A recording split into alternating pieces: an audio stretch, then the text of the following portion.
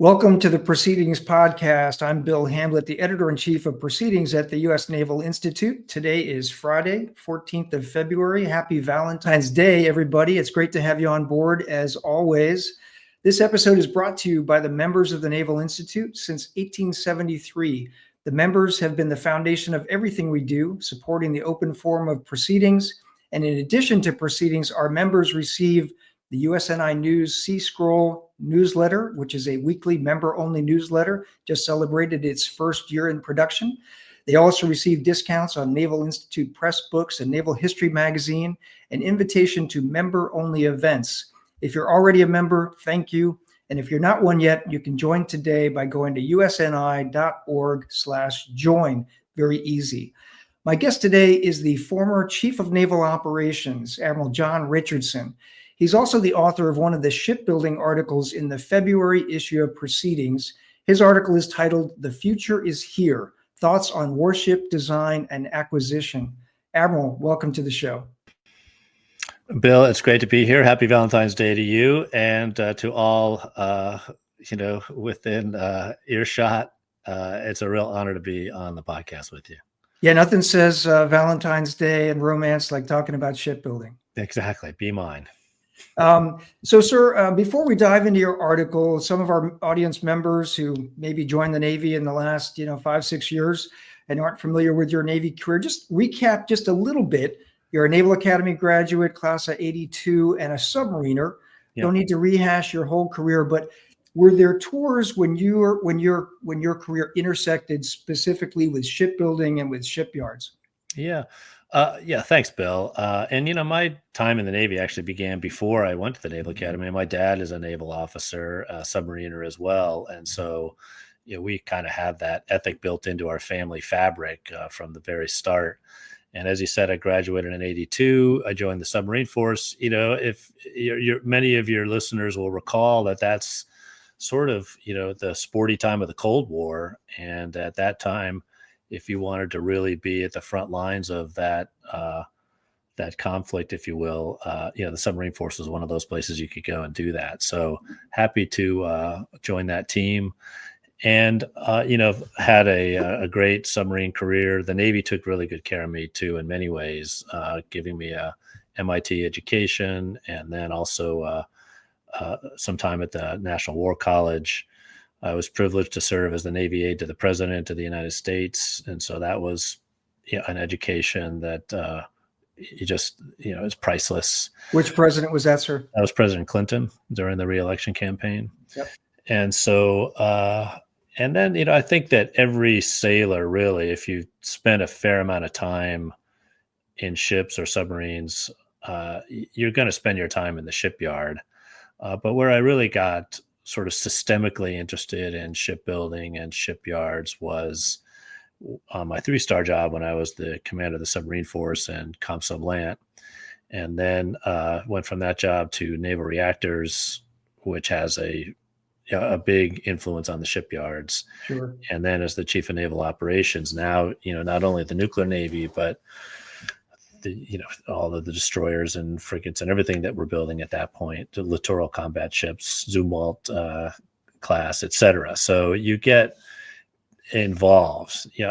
And you probably noticed that my article in what I thought was a terrific episode or edition of the magazine dedicated to this topic was not as technical as many of the other ones in terms of steeped into the details of shipbuilding and ship repair, because that's honestly not where I am. The authors who wrote those articles are the real experts in shipbuilding and shipyards. And so I thought, rather than try and be a poor copy of their expertise, I would sort of shoot for a different perspective. Got it. And your article, which we'll talk about now, it starts and it ends with a fictional vignette. It's set in the maybe mid future. Right. And it's about a frigate, a Navy frigate called the USS Pleiades. And so without spoiling the vignette or going too much into it, just describe some of those capabilities of that future frigate that you imagine. Yeah. Well, I think that any of us could imagine a hypothetical warship in the not too distant future and what sort of capabilities that warship might bring. And I think that anything in that time frame in this near future would have to include some capability against uncrewed vehicles, autonomous vehicles, and have both an offensive and defensive capability there. It would be something that includes some form of directed energy type of weaponry, if you will. And then I think also artificial intelligence would be a big part of the command and control system, the combat system.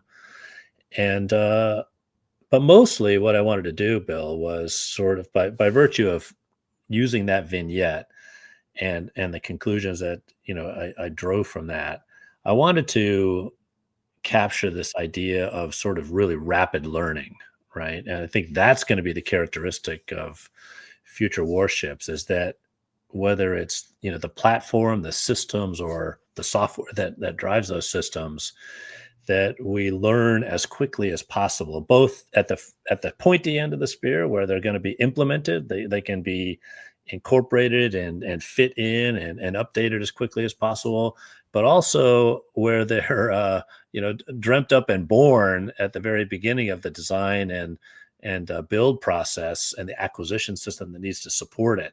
That has to also be designed to iterate quickly.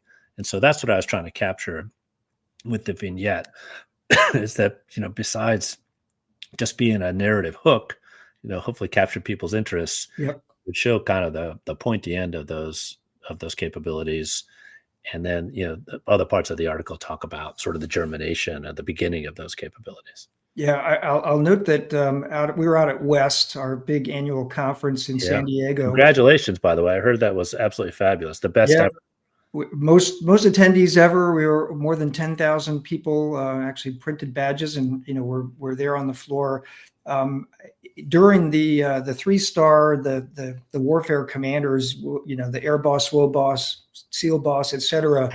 During that panel discussion this year, Admiral McLean, the SWO Boss, talked a lot about, and the other bosses did as well, about the feedback loop. And I remember hearing them, what they were talking about was, maybe first steps, maybe the crawl walk phase of what you put in your article about that ability to learn rapidly at the tactical edge, right? And so what's been happening in the Red Sea, Admiral McLean talked about, hey, we do a shot, an engagement, SM2, SM6, whatever it is, there's reams of data, terabytes maybe of data, that in the old days used to have to be downloaded on tapes and sent back and take months to analyze. And he said, that's happening much faster now. It's happening over the air. And then all those technical, Navy technical centers and the warfare centers, the weapons and tactics instructors are looking into that. And then they're sending, software updates and tactics updates back to the ships that are out in the Red Sea, sometimes within days or weeks at the latest. So some of what's in your article and some of what's in your vignette, it seems to be happening. And I was really happy to hear them, talk about that. No, I couldn't agree with you more. And boy, I'll tell you, what a great story the Admiral McLean and his team have to tell. Because if you think about the first time that we were engaged around that same body of water, the Bab el-Mandeb, the path that we've taken since, I think it was 2016 to now, just tremendous improvements with the incorporation of weapons tactics instructors, the witties that are on board, the experts, and then the improvements to the Aegis combat system to make sure that they can ferret through the noise in that part of the world. But then also, exactly to your point, Bill, Smitic and the team that can absorb this feedback so quickly over the air, come up with a quick patch or, whatever software push they need, test it and quickly push it back. You're really starting to see that engine, that flywheel spin. Yeah. And that's really encouraging. All right. So dive in a little more detailed into the article. It explores how ships could be built now or in the near future by focusing on 3 streams that have to be developed, procured, fielded, and upgraded with different time horizons. So what are those 3 streams or components of a ship? Yeah. Thanks for that question. So I think maybe to start to answer, we'll concentrate on what we have right now, at least, as I interpret it, is Sure. we really just have sort of one stream, right? But, and it moves at its pace. And I think that the acquisition system is it resonates at a sort of what I would call a platform pace of delivery. And it's kind of the same system that we got from McNamara largely. It's very centralized, very analytical, and it concentrates on delivering integrated platforms. And the system kind of can make one of those happen once every 1 or 2 decades, right? And now they're A new platform yeah, a new takes a platform, decade or two. a new ship, a new Yeah. tank, a new airframe, whatever you might want to call it. And the ship in this story, this article, is really just kind of a metaphor for the system, right? Yeah.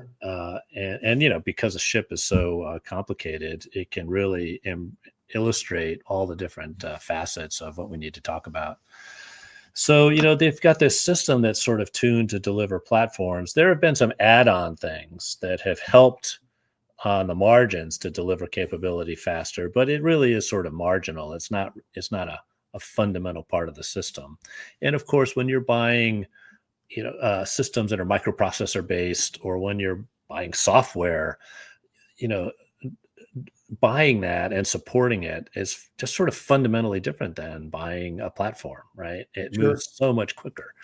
So that's where the three stream idea emerges, Bill, is that, hey, platforms are still going to be relevant in my mind. We're still going to need ships, right? Hulls, Yeah. power plants. We're still going to need, combat vehicles, airframes, et cetera. So there's a real relevance to that. And so that's one stream, is to deliver those platform types of things, and they'll be around for the life of that capability, right? The Yeah. life of 20, the ship. 20, 30, 40, in the case of an aircraft carrier, 50 plus years, right? Exactly, right?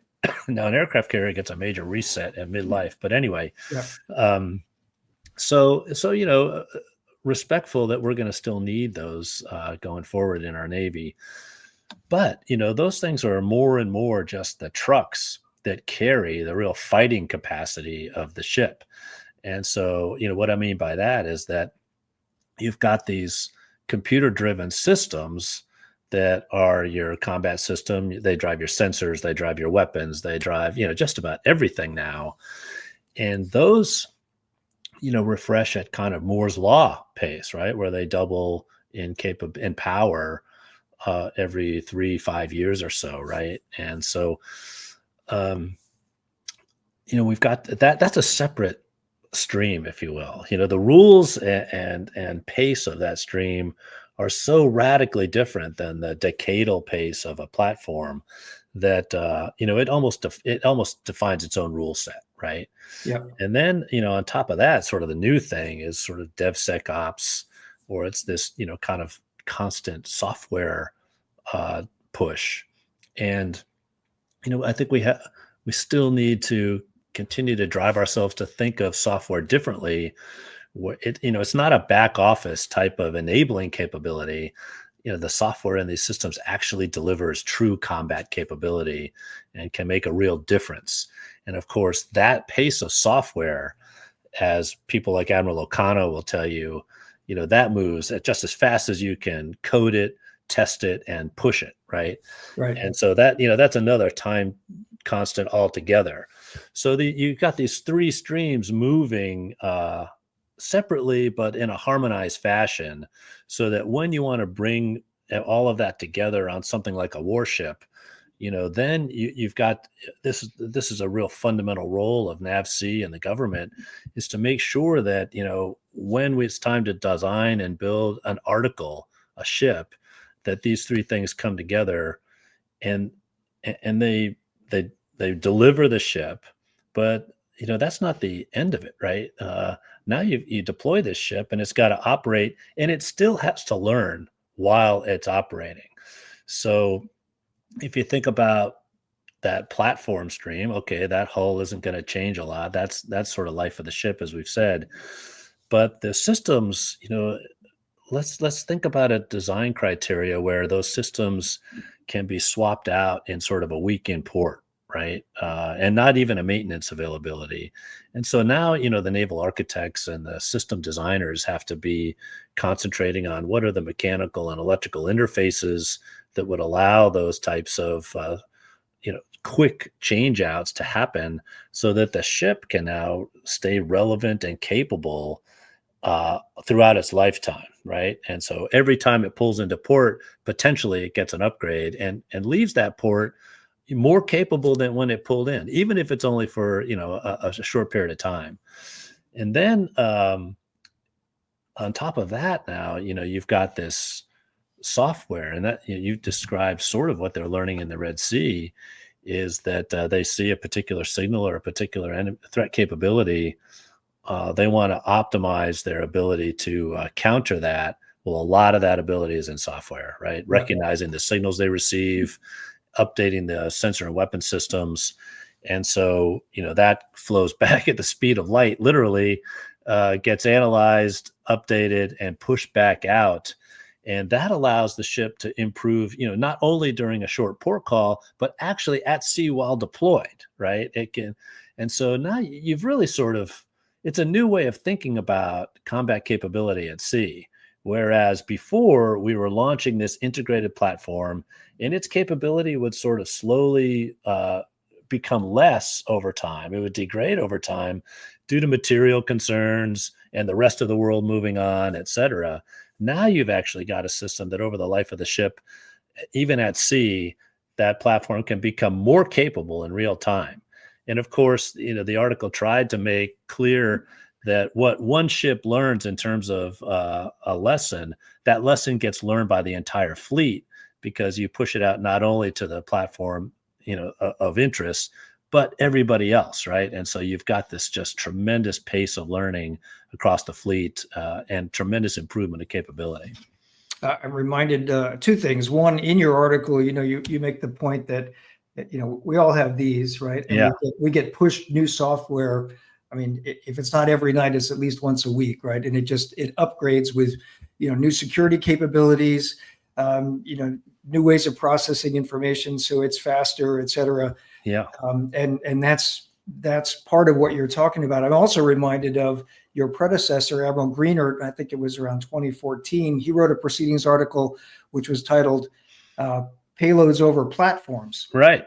Right. And in that, and these days he wasn't specifically talking about software as a payload, but nowadays software, is part of the payload, right? And being able to upgrade that quickly, upgrade the weapon system, upgrade the software, do all of that over the lifetime of a ship. So as you point out, it's something that's brand new in 2025 and then degrades over time. It's a platform that becomes more capable with new weapon systems added, new capabilities added throughout the duration of its lifetime. Exactly. I mean, I'm glad you pointed out Admiral Greenert. I've been very successful in my career being the expert at following Admiral Greenert in jobs. And so just riding in his wake has been a real pleasure. And it's not a surprise that he was thinking about this, before all of us with respect to the payload idea. And then, as you pointed out, in 2014, I mean, this type of software thing was just sort of breaking into the larger consciousness. But now it's, it's a much more common thing. We just have to systematically integrate it into the way that we think about designing and building our capabilities, right? And then, to those payload idea that you've got, that you mentioned, there are so many new players in the delivery of potential payloads. Right. And there's been a lot of discussion in the Red Sea context of, hey, we're shooting very expensive weapons at very inexpensive drones. Well, okay, let's go after that. Let's find some inexpensive weapons to shoot back. And but they have to be properly integrated into the larger combat system, right? And so this idea of testing and deploying all of those things in kind of a virtual sandbox before we deploy them out to theater, that is also starting to manifest itself in the fleet. And I give the team, Brendan McLean's team out there at Surface Forces, all the credit for doing that. Yeah. Talk a bit of, there's an acronym that folks who are familiar with ships and shipbuilding know, but maybe some of our listeners aren't so familiar with. It's SWAP, or space, weight, and power. And this is a big part of the platform itself. And you talk about this a lot in your article, is building in additional or enough space, weight, and electrical power or mechanical power that platform can evolve and take and be able to support new things, such as directed energy weapons, right? Such as artificial intelligence. Just explore that for a minute, if you would. Sure. I mean, like you said, it's sort of a common understanding amongst people who think about designing and building and even operating ships. But what we're really talking about here is building in sort of room to grow, right? And so, it's an acknowledgement that we're going to do the very best job when we design and build and deliver this ship to address as much as possible the current challenges. But we're also smart enough to know that there are things coming that some of which we've anticipated, some of which we haven't, and we've just got to be able to adapt to confront those challenges. And the cool thing about a ship is that it's there. It's a unit of issue, unlike almost any other, right? A thing unto itself. And so it's not like you can add on a wing, or something like that. And so you've got to build that growth capacity into the ship itself. And we've seen some of the, how this goes already, right? And so, if you think about sort of a new class of weapons that are directed energy, well, that takes a different type of power delivery system than sort of a steady state AC or DC power, right? We're talking about pulse power, lots of capacitors or something like that that can deliver a big pulse, recharge, and deliver another one. And so, designing that in, and then as material science advances and computing advances and all of those things, well, as we're seeing in the AI race, there's kind of an insatiable appetite for power, across the world right now, particularly in the developed world. Yeah, data centers, right? Yeah, exactly. And so, how do we manage that on a ship? Well, you're going to have to build, that growth capability into the ship, right? Because it's going to have to fit into the hull, right? So the good news is that in our favor, things are getting smaller, right? And so you can see kind of more power in smaller physical packages.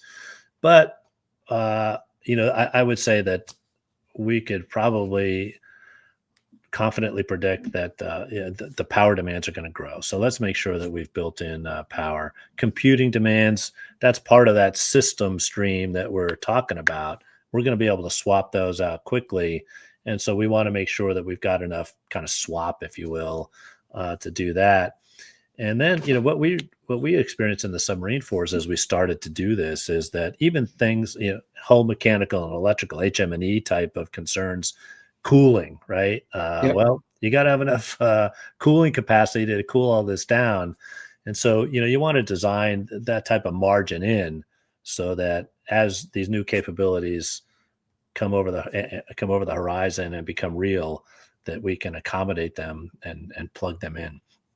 And then, if you think about some of these new players in the defense industrial base that are delivering autonomous capabilities, the bandwidth of communication and all of those things have to be accommodated too. So while a lot of traditional shipbuilders might think of swap in terms of displacement and power and those sorts of things and volume, now we're also talking about apertures and communication bandwidth and all of those things as well.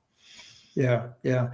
A lot of great recommendations at the end of your article, sir. Don't have time for all of them on the show today, but I want to hit a couple of them. Yeah. So one of them is the need to adopt modular and open architectures. You talked about this a little bit earlier on, but just drill into that a little bit more if you would. Yeah. I think that, modularity is such a powerful idea, right? Because if you think about building something in a modular fashion, I mean, take shipbuilding, for instance, right now. Actually building a ship now is done in modules, right? It's not like they lay the whole keel down anymore and then build the ship, up from that. They're building it in these sections. And, technology has been another enabler. Even something like the ability to lift heavier and heavier loads has allowed us to become more and more efficient and effective in terms of building ships in a modular fashion, because you can lift bigger things, right? And Yeah. so you can chunk around bigger modules, if you will, and slide them into place. So even something as basic as lifting capacity can help you here. But yeah, so what does modularity give you? Well, it gives you that efficiency because you can concentrate your efforts on a module.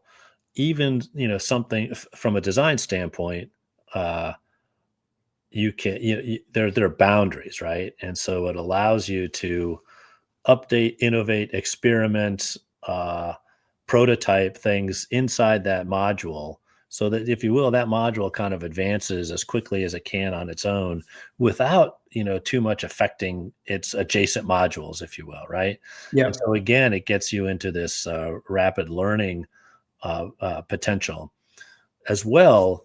If you have a problem, right? If you've designed your modularity properly, a problem that emerges in one part of the ship will hopefully be confined as much as possible to that compartment or that module, Oh, if you right. will. Yep. And while we think about a module as a physical space, we could just as easily think about modularity in software, think about modularity in systems, so that you don't have something that you've got some compartmentalization, if you will, in those areas, right? And the physical thing allows us to kind of get our mind around it, but these would be software devices that would, one, allow capabilities to plug together, and those standards are well known. And so if I want to go off and build a particular counter drone capability, I can I can experiment and develop that counter drone weapon. As long as I've got the interfaces right, it'll plug in and quickly test out satisfactorily with the larger combat system. So Yeah. there's that And as those well. interfaces, those plugs or interfaces, whether they're the software interfaces or the physical connectors, they have to be standardized, right? And the Navy has Yeah. to say, "Oh, whoever wants to build components for our ships, this is the plug and play standard," right? That's right, exactly right. And if you think about, another thing I mentioned in the article is, this is being done in the commercial space, right? And if you think about Amazon, Amazon took a big leap forward when they said, "Hey, APIs," right? Everything is going to be done with APIs, and that allows a lot of people to participate in that because the standards are so clear. The other thing it does is that there's a lot of discussion about, do we have true competition amongst companies that can provide capability? And there's some concern there, because at the end of the day, it has to boil down to what is far too few a number of shipbuilders, right? And Yeah, so is it really competition? I don't know. But if you design in those three streams, right, there may be few competitors that can build ships, the hulls, and that platform level, that platform stream. But boy, there's a lot of people who can participate in the system stream, right? The cost of entry for that sure. is much, much lower. And as long as the interfaces are defined, boy, they can plug right in, right? And then, of course, it's even more uh, open architecture and software, as long as kind of the standards and rules have been defined, as you said. And so it opens up a vastly wider competitive field we'll just benefit from that. The warfighter, the sailor, will benefit from that in a great deal, because it'll just he or she will get better and better capability faster and faster by virtue of this competitive pressure. No, that's a really, I think, interesting point, and it makes that whole mechanical electrical system more truck-like, Yeah, right? And then the capabilities can come from not just that prime contractor that's building the truck, but from lots of different companies that might have, new capabilities that you could bolt into the truck, right? exactly right. Yeah, so you Yeah, can trick it out. What kind of cup holders do you want? What type of radio and sound system do you want? Just to kind of continue to go with the truck analogy, and so yeah, and uh, you know, ideally, you could drive that truck into the dealer, and they could, in an afternoon, swap out one system for another, and you drive away with a much, a more capable truck, right? yeah, yeah. Maybe it's a big improvement, maybe it's kind of an iterative improvement, but still, you leave better than when you came in, and you did it real quick. Yeah, yeah. Another recommendation that really got my attention was to make program manager jobs longer assignments, and to time the reliefs or the turnover of those captains and admirals to successful completion of major milestones. Yeah. Seemed to make a lot of sense to me. Why hasn't the Navy done that in the past? I haven't done deep research on that, but my sense is that the two systems sort of grew up independently. They were conceived of independently and grew up independently. They have different rule sets, and they just run in parallel, and haven't been sort of interlocked or interlaced enough to think about the integration of the two. But where I Meaning the two systems, there being Navy personnel management and officer management, and the career milestones that people have to make, and then the other one being the acquisition system and the project milestones. Exactly right. Yeah. Yeah, So our personnel system sort of proceeds at its pace and its drivers.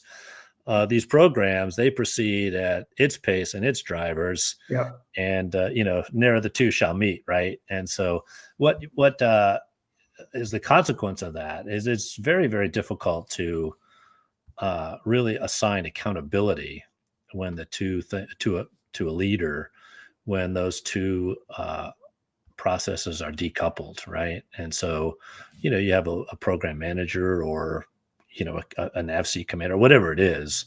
They come and go, but largely, disconnected from the major milestones of the program that they may be supervising. And so it's like, well, okay, you had your tenure in place, but yeah, what we really, I think it would be ideal if it's like, hey, you're going to be, you're going to take over at a point that makes sense from the program right, progress right. after a major milestone, right? This makes sense to turn over, and you're going to be here until you deliver this milestone, right? Yeah, And then your performance evaluations and promotability and all that are going to be based on your success reaching that milestone on cost and on schedule. And uh and so now you start to see everybody's got a little bit more skin in the game, and it's like a real program. It's got a real leader. yeah, Many of the I would say the exemplary programs that people bring up a lot, things like Naval Reactors has a great reputation. Wayne Myers and the Aegis Combat System. I sure. would say Admiral Rayburn and the ballistic missile system, Polaris, Poseidon. Those folks stayed long enough so that they could see these things through, kind of from cradle to grave.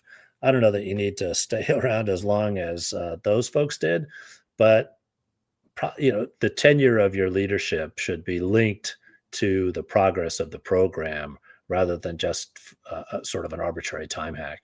Yeah, no, that makes a lot of sense. Yeah. Well, sir, we're running short on time. Just want to give you one last chance. Any saved rounds, anything we haven't talked about that we really should talk about? Yeah, no, I think hopefully this opens up the beginning of a discussion, right, in terms of how to do that. I would say that many people could see the parts of that article and say, well, we're already doing that, and to a degree that's true. But I would argue, let's push through and make it really systemic, right? And Yeah. so there's a lot of people doing that. I've mentioned a couple of them, and the CNO is all over it, with her navigation plan. And so we really just have to push through so that we're, doing the genetic engineering to go from one stream with a bunch of kind of rivulets and eddy pools on the side to 3 streams that are operating at their resonant pace and come together to deliver a ship, and then continue to improve that ship and its crew after delivery, right? And as the ship deploys and lives its life. And so and then hopefully we'll see a result very similar to the one in the vignette in the article. Yeah, great point, sir. And it's a terrific article. My guest today has been retired Navy Admiral John Richardson. He served as the 31st Chief of Naval Operations from 2015 to 2019. His article in the February issue of Proceedings is titled "The Future is Here: Thoughts on Warship Design and Acquisition." Admiral, thanks for writing for Proceedings and for being on the show today. We hope you'll write again soon. Bill, it's been an honor. I'm a lifetime member of the Naval Institute, and I encourage everybody else to do so. And hey, let's stay in touch. Will do, sir. Thank you very much. All right. Bye-bye. Okay, so for our audience, a couple quick announcements. First one is save the date. The Naval Institute's 152nd annual meeting will be held on 14 May in the Jack C. Taylor Conference Center. Start about 1600 in the afternoon. It's always a great event. If you're a member of the Naval Institute, it is free to you. There's great food and drink after the speakers. We honor our essay contest winners and our authors of the year. Last year, the speaker that we had was the Commandant of the Marine Corps. So look for somebody of that stature to be our speaker again this year. More details to follow soon. And finally, this episode is brought to you again by the members of the Institute. Since 1873, our members have been the foundation of everything we do. They get Proceedings, they get the USNI News C-Scroll weekly member-only newsletter, discounts on Naval History Press books and Naval History Magazine, and invitations to member-only events. If you are a member, thank you. If you're not one yet, join today at usni.org/join. And until next episode, remember, victory begins at the Naval Institute.